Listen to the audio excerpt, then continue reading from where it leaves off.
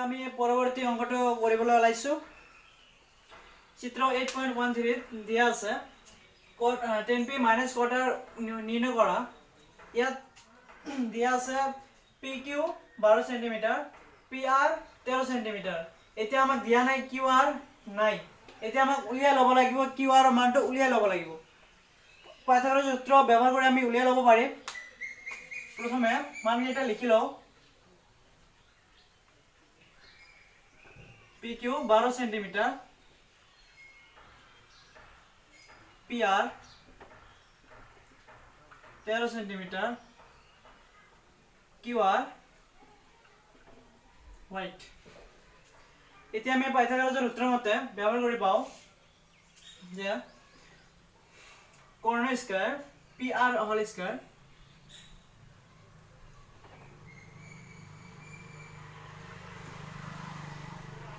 লম্ব square PQ whole square plus ভূমি square QR। আমাক QR মান উলিয়াব লাগে, QR মান উলিয়াব লাগে, QR মান উলিয়াব লাগে, দিয়া নাই। তেনেহলে আমি ডাইভাৰ্ট কৰি লওঁ। মাইনাস ইয়াত এই প্লাস আছে, ইয়াত মাইনাস হ'ব। QR এনেকৈ দিলো।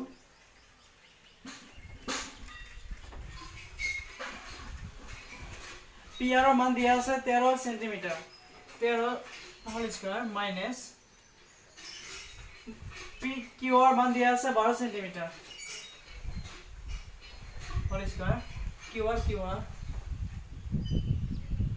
या 169 13 into 13 169 minus 12 into 12 144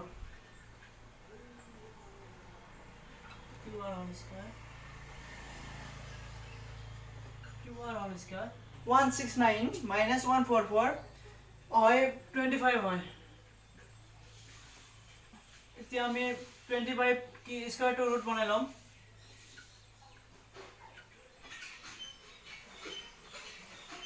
এটো কৰিলে 5 ওলাই গল। আমাৰ এতিয়া ওলাই গল কিউআৰ মান ওলাই গল 5। আমি লিখিলো। এতিয়া আমাক দিয়া আছে এইখিনি দিয়া আছে উলিয়াব লাগে tan p minus quarter। tan p প্ৰথমে আমাক tan p দিছে, tan p লিখিলো।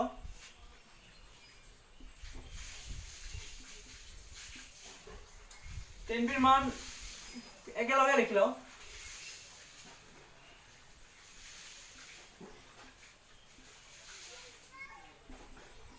tan p minus quarter tan p হলে এইটো কোণ থিতা হ'ব, তেনে ক্ষেত্ৰত এইটো থিতা কোণ হ'ব। লম্ব বাই ভূমি লম্ব হ'ব, তেনেহলে লম্ব হ'ব আমাৰ QR আৰ ভূমিটো হ'ব PQ। QR লম্ব হ'ব মাইনাস কটাৰৰ ক্ষেত্ৰত থিতা কোণটো হ'ব R, যেহেতু দিয়া আছে R টো থিতা কোণ ধৰি লও। কটাৰৰ লম্ব ভূমি বাই লম্ব তেন্তে ভূমিটো হ'ব আমাৰ 5 QR আর লম্বটো হ'ব PQ।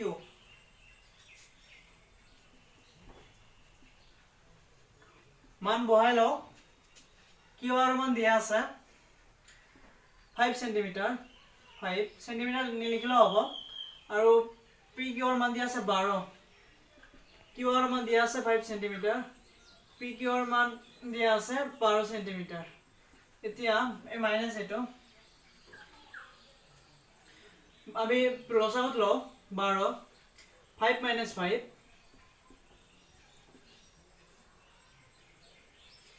শূন্য শূন্য বাই 5 ৰ 5 ৰ পৰা 5 গলে শূন্যই হ'ব।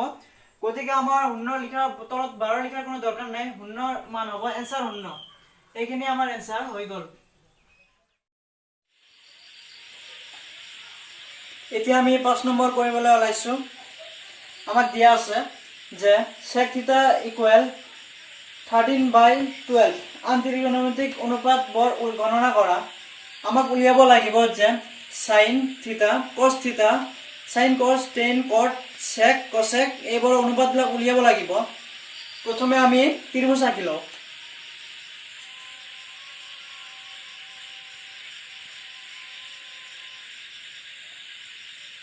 A B C sec theta মানে হল কর্ণ বাই ভূমি লিখি লওক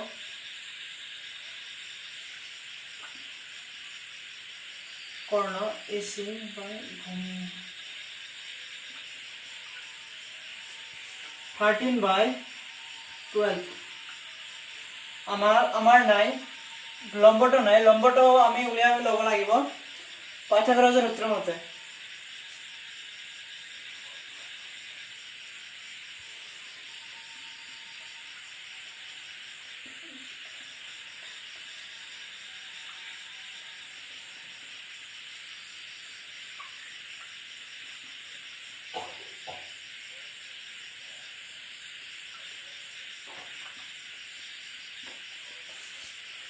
পাইথাগোৰাছৰ সূত্ৰ আমি জানো যে কৰ্ণ স্কয়াৰ ইকুৱেল লম্ব স্কয়াৰ প্লাস ভূমি স্কয়াৰ কৰ্ণ আমাৰ AC দিয়া আছে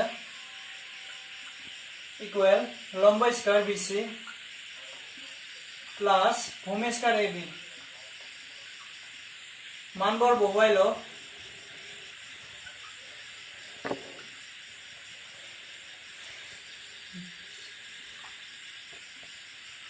প্লাস AB 12 whole square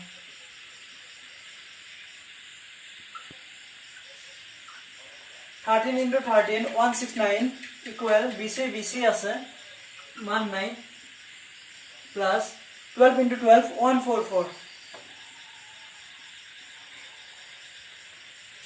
এতিয়া 169 ইফালে প্লাস আছে ইয়াত গৈ মাইনাস হ'ব equal BC all square 25 169 or পৰা 144 গলে 25 হয় আৰু BC whole square হ'ব BC root over square টো আমি root over কৰি লৈছো 25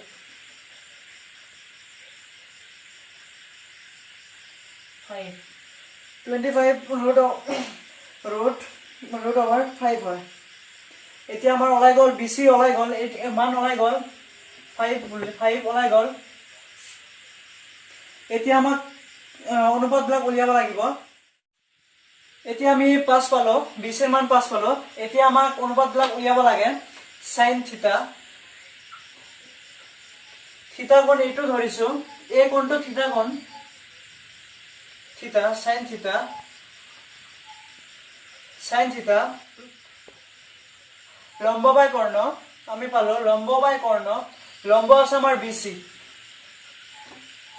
কর্ণ আছে AC লম্বটো আছে AB আর কর্ণটো আছে লম্বটো আছে BC কর্ণটো আছে AC এতিয়া মান বহাই দিলা হল মান আছে 5/12 এতিয়া sin থিটাৰ অনুপাত ওলাই গল এতিয়া cos থিটা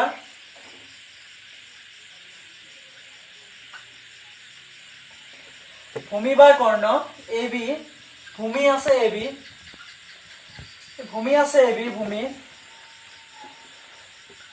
ভূমি AB কর্ণ আছে AC 12/13 10 এতিয়া 10 থিটাৰ মান উলিয়াব লাগে লম্ব বাই ভূমি BC বাই AB আমাক BC আমি যেটো পালো 5 আৰু ভূমি হল 12 cot থিটাৰ মান উলিয়াব লাগে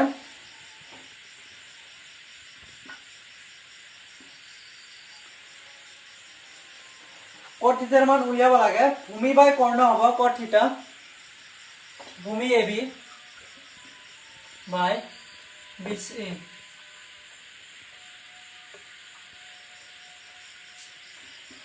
12/5 সেকৰ মানটো আমাক দিয়াই আছে এই যে সেক কোৱেশ্চনত উলিয়াব নালাগে কচেক এতিয়া উলিয়াব কচেক থিতা মান উলিয়াব লাগে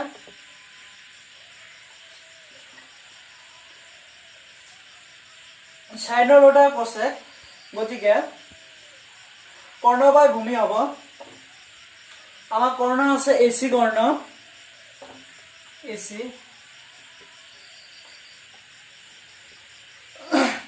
আৰু লম্ব কৰ্ণ বাই লম্ব বিসি